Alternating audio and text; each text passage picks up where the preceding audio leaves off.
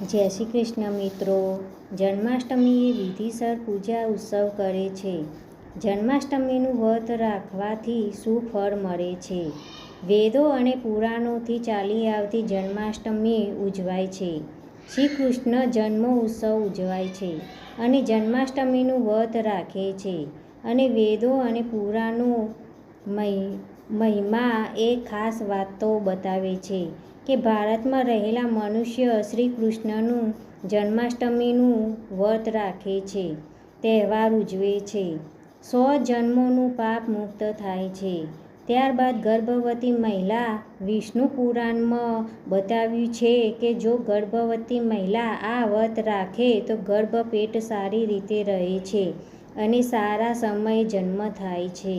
તો આપણે જાણીએ જન્માષ્ટમીએ શું કરવાથી ફાયદો થાય છે। तो एकादशी का व्रत हजारों लाखों का पाप नष्ट करे छे। वरदान छे जन्माष्टमी का व्रत हजारों लाखों का व्रत बराबर छे। तो आपने जन्माष्टमीનું વ્રત કરીને પુણ્યની પ્રાપ્તિ કરી શકીએ છીએ।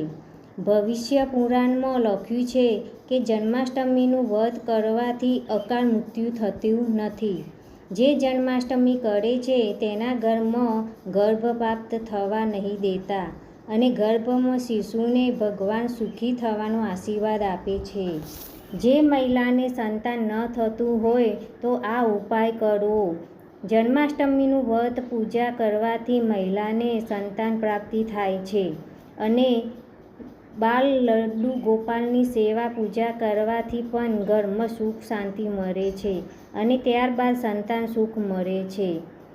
આ વિડીયો ગમ્યો હોય તો લાઈક કરજો, શેર કરજો અને સબસ્ક્રાઈબ કરજો। રાધે રાધે।